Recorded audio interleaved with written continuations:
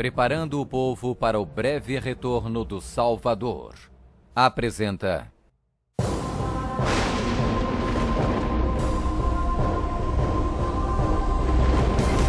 Quem é a besta citada no livro do Apocalipse?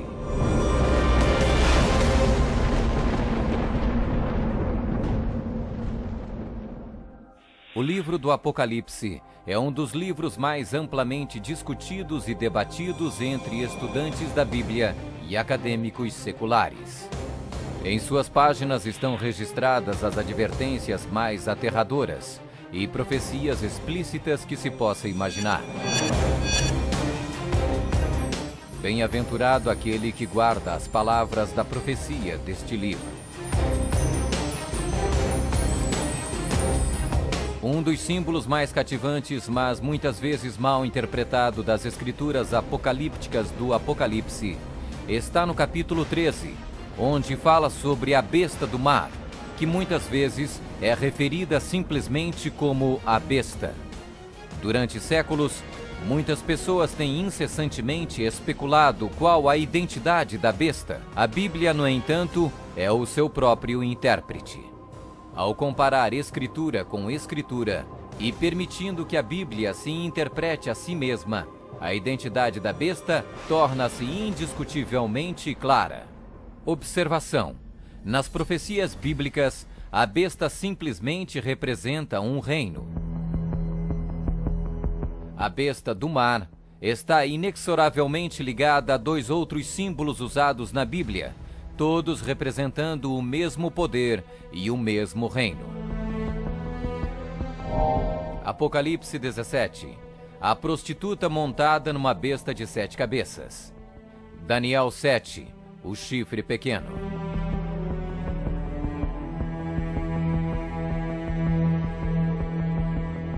Quando comparamos Escritura com Escritura, a identidade deste poder anticristo torna inevitavelmente óbvio. 15. Características que identificam o poder da besta.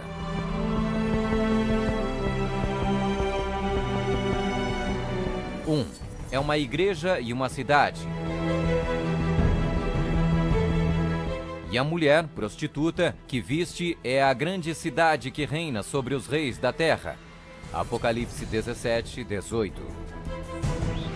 Observação: na profecia, a mulher é igual à igreja, a prostituta, mulher, portanto, igual uma apóstata, igreja infiel. 2. Está sentada sobre 7 montes.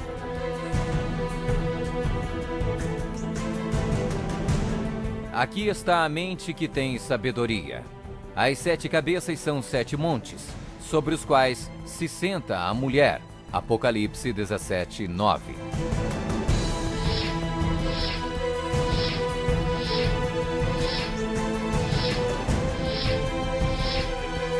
Está vestida de púrpura e escarlate, e é adornada de ouro e pedras preciosas. A mulher, igreja, estava coberta de púrpura e escarlate, e adornada de ouro, de pedras preciosas e pérolas. Apocalipse 17, 4. 4.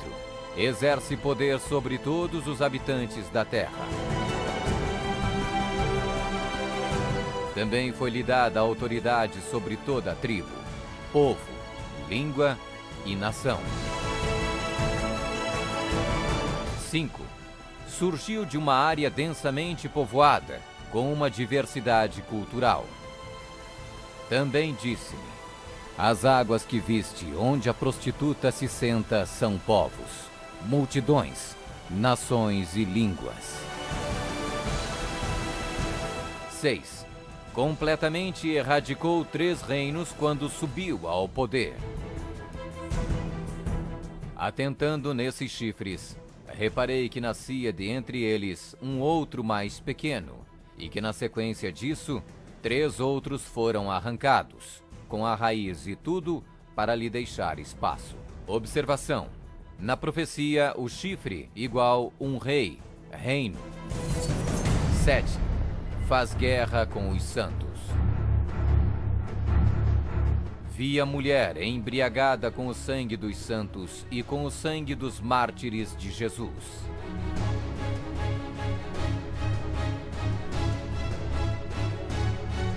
Oito. Tem um único homem que age e fala por todos. Eis que neste chifre havia olhos, como os de homem, e uma boca que falava com grande insolência. 9. O soberano deste reino se levanta contra tudo que se chama Deus. Ninguém de nenhum modo vos engane. O homem da iniquidade é revelado, o filho da perdição, o qual se opõe e se levanta contra tudo que se chama Deus, o objeto de culto, a ponto de assentar-se no santuário de Deus, ostentando-se como se fosse o próprio Deus. 10. O soberano deste reino identifica-se com o número 666. Aqui está a sabedoria. Aquele que tenha entendimento, calcule o número da besta, pois é número de homem. Ora, esse número é 666.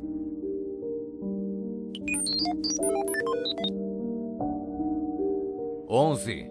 Fala arrogâncias e blasfêmias. Foi-lhe dada uma boca que proferia arrogâncias e blasfêmias. 12. Tentou mudar o calendário e a lei de Deus. E cuidará em mudar os tempos e a lei.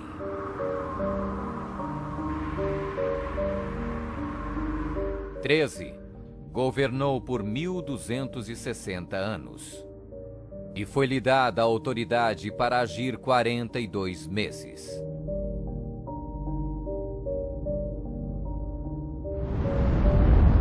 Observação: um dia profético igual um ano literal. Ano lunar, 354 dias. Ano solar, 365 dias. Ano bíblico lunisolar, uma média de 360 dias. 42 meses, igual 3,5 anos, igual 1260 dias. 1260 dias proféticos, igual 1260 anos. 14. Sua autoridade foi destituída por um poder civil e foi tomada em cativeiro. Se alguém leva para cativeiro vai. Se alguém matar à espada, necessário é que seja morto à espada. Observação: a espada aqui indica o poder civil. 15. Foi mortalmente ferida, mas acabará por se recuperar. Então vi uma dessas cabeças como golpeada de morte. Mas essa ferida mortal foi curada, e toda a terra se maravilhou, seguindo a besta.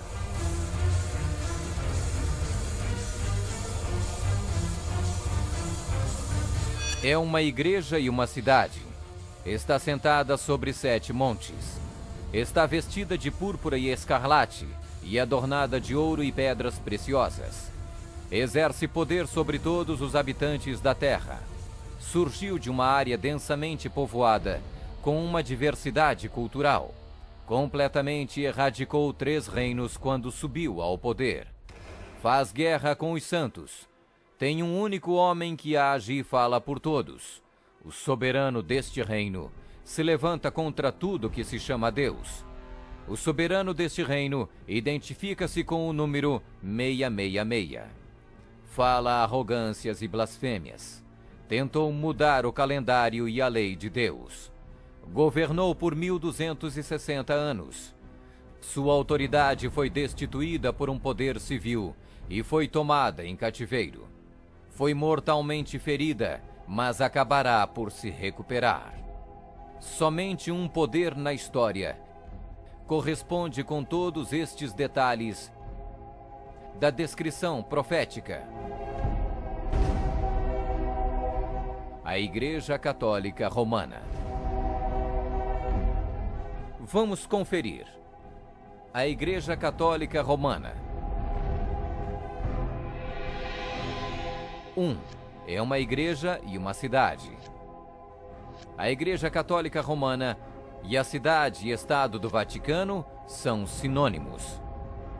O Tratado de Latrão, Papa Pio XI, Mussolini, 1929, declarou o Vaticano um estado independente e reconheceu a soberania do Papa dentro da cidade. Os pactos consistiam de um tratado político que criou a cidade-estado do Vaticano e deu reconhecimento total da soberania à Santa Sé. 2. Está sentada sobre 7 montes. Roma. A cidade das 7 colinas.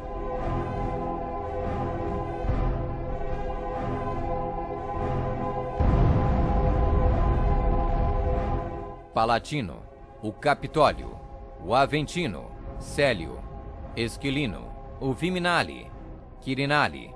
O local histórico de Roma, nas famosas 7 colinas, foi ocupado durante a Idade do Bronze.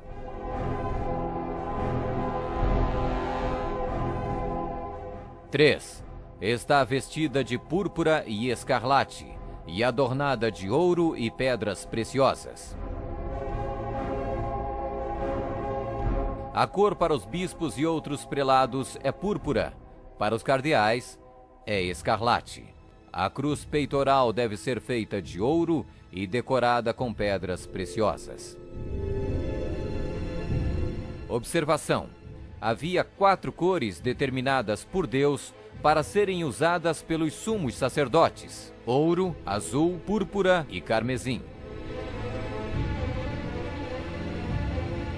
Disse o Senhor a Moisés: fala aos filhos de Israel e diz-lhes que nos cantos das suas vestes façam borlas pelas suas gerações, e as borlas em cada canto presas por um cordão azul. E as borlas vos serão, para vendo-as, vos lembreis de todos os mandamentos do Senhor, e os cumprais. E não seguirei os desejos do vosso coração, nem os dos vossos olhos, após os quais andais adulterando, para que vos lembreis de todos os meus mandamentos e os cumprais, e santos sereis a vosso Deus. 4. Exerce autoridade sobre todos os habitantes da terra. Nós definimos que a Santa Sé Apostólica e o Pontífice Romano têm a supremacia sobre todo o mundo, sobre o qual não existe autoridade superior. O Papa Gregório se declara como direto herdeiro da comissão ilimitada sobre todas as almas. 5. Surgiu de uma área densamente povoada com uma diversidade cultural. A Igreja-Estado Católica Romana surgiu do meio de 10 tribos, monarquias originais da Europa. Anglo-saxões, Inglaterra; germanos, Alemanha; visigodos, Espanha; francos, França; lombardos, Itália; burgundos, Suíça; suevos, Portugal; érulos; ostrogodos; vândalos;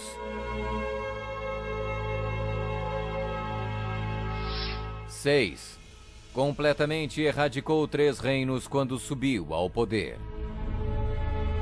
A história registra que o Papado de Roma eliminou 3 das 10 originais tribos da Europa: os vândalos, 454 d.C., os érulos, 493 d.C., os ostrogodos, 538 d.C.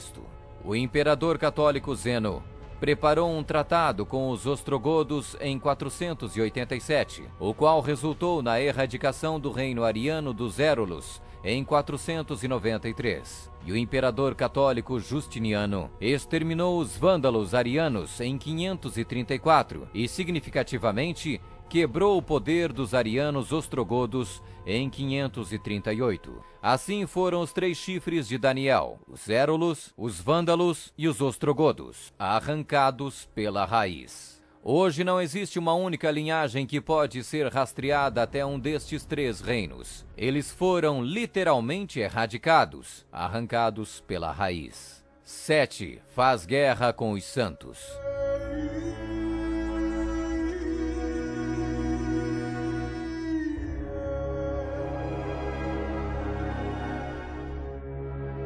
Que a Igreja de Roma derramou mais sangue inocente do que qualquer outra instituição que tenha existido na humanidade não será colocada em dúvida por nenhum protestante que possua bons conhecimentos de história. É impossível formar uma ideia completa do enorme número de vítimas, e é quase certo não existir poder de imaginação capaz de compreender adequadamente seu sofrimento.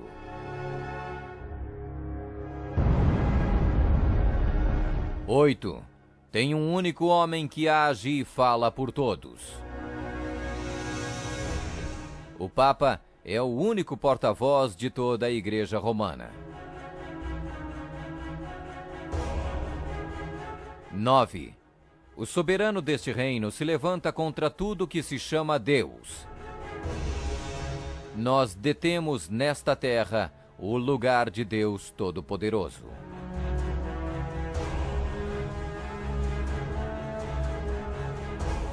10.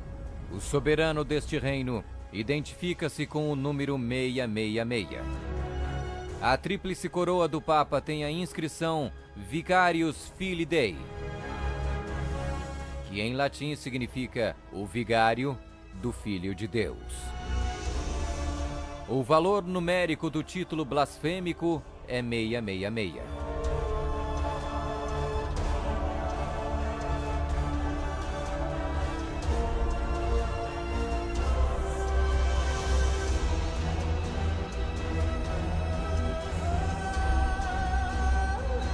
11.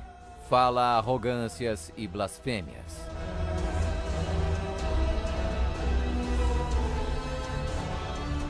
A Sagrada Escritura define blasfêmia como 1. Afirmam ser Deus na terra. O Papa não é apenas o representante de Jesus Cristo, mas ele é Jesus Cristo, ele mesmo oculto sob o véu da carne. 2. Afirma o poder de perdoar pecados. Esta autoridade judicial irá até mesmo incluir o poder de perdoar pecados. 3. Perseguir o povo do Altíssimo em nome do Altíssimo. Devemos classificar a Inquisição como uma das manchas mais negras dos registros da humanidade. Alguns historiadores estimam que mais de 100 milhões de pessoas foram mortas pela Igreja Romana durante a Inquisição. Sob um véu de cristianismo, a besta perseguiu e matou os verdadeiros seguidores de Deus e outros que não conformaram com suas regras. 12. Tentou mudar o calendário e a lei de Deus. O Papa é de tão grande autoridade e poder que pode modificar, explicar ou interpretar mesmo as leis divinas. O domingo é uma instituição católica e sua pretensão de observância pode ser defendida somente em princípios católicos. Do início ao fim das Escrituras, não há uma única passagem que justifique a transferência do culto público semanal do último dia da semana para o primeiro. A Igreja Católica declara naturalmente ter sido a mudança do sábado para o domingo um ato seu, e o ato é um sinal de sua autoridade eclesiástica. Observação: esta mudança não foi simplesmente uma troca de dias de culto, foi uma mudança de calendários. No século IV, Roma adotou um falso calendário pagão e proibiu o calendário lunisolar bíblico. O papado também removeu o segundo mandamento, que proíbe a adoração de ídolos. A fim de manter 10 mandamentos, eles dividiram o 10º mandamento em 2 partes. 13. Governou por 1260 anos. 538 d.C. O papado, trabalhando em conjunto com o governo civil, acabou com o poder dos ostrogodos, deixando sua reivindicação de supremacia eclesiástica incontestada. A Igreja Romana poderia e pode exercer sua plena autoridade. 1798 d.C. Em 1798, o general Berthier da França fez a sua entrada em Roma, aboliu o governo papal e estabeleceu um secular. O papado governou durante exatamente 1260 anos, a partir de 538 até 1798. 14. Sua autoridade foi destituída por um poder civil e foi tomada em cativeiro. A suprema humilhação da Igreja veio quando Pio VI foi expulso de Roma pelos exércitos franceses em 1798 e no ano seguinte foi levado cativo por eles e arrastado de volta para a França, onde morreu. 15. Foi mortalmente ferida, mas acabará por se recuperar. O papado foi mortalmente ferido. O general Berthier aboliu o governo papal. A ferida começa a sarar e o papado revive. 1929. Roma foi concedida o soberano estatuto extraterritorial em 1929 pelo Tratado de Latrão e Concordata.